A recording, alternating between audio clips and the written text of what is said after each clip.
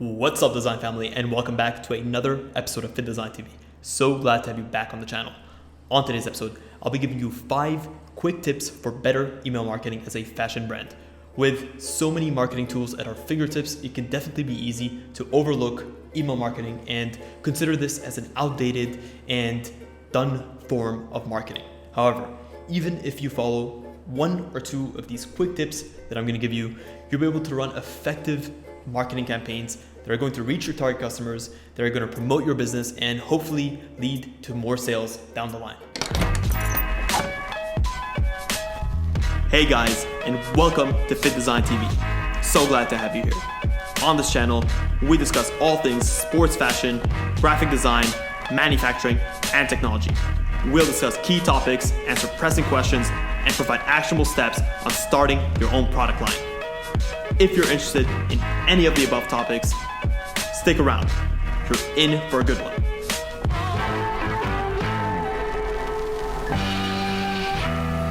Number 1, make sure you address your customers directly by their names. The worst thing or the last thing you want your customers to feel is that they're just another nameless face to your business or another source of revenue. So you should definitely make a concerted effort to find out what your customers' names are, and the easiest way to do this is by setting up a contact form or an emailing list directly on your website where your customers can provide information, usually in exchange for something else. You can do this to sweeten the deal, and once you do that, you have their names and you can make your emails to them a lot more personalized, and that's going to make them a lot more willing to read what you have to say. Number 2, do not rely on automation to do all of the work. You need to make sure you take ownership of all of the emails that your customers receive from you. Yes, email automation can definitely help to streamline and improve your customer response system, but full automation should never replace personalized human responses and interaction from your team. This is going to be especially critical when you have customers that have issues or need help from your business. You want to make sure that you're there for them and you show them that there are humans on the other side that are able to care and tend to the issues that they're having. Number 3, and this is a big no-no, do not repeat email content. It's extremely important that you never blatantly recycle or repost past campaigns.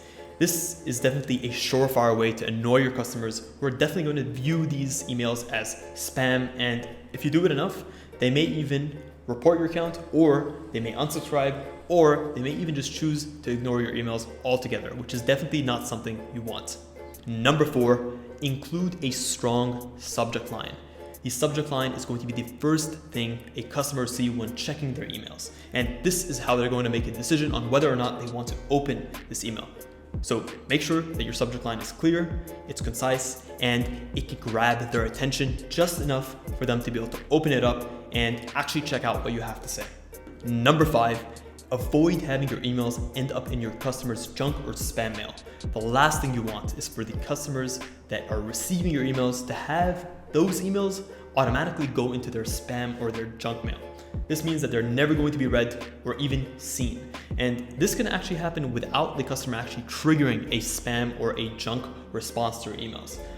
Google, Facebook, so on and so forth will actually filter out some of the emails that they perceive as spam and automatically throw them into the junk mailbox. And it's very tough to undo this. So once your domain actually ends up in a customer's spam box, all your future emails are likely to also end up in a similar subset of their email box. So definitely bear that and take that into account.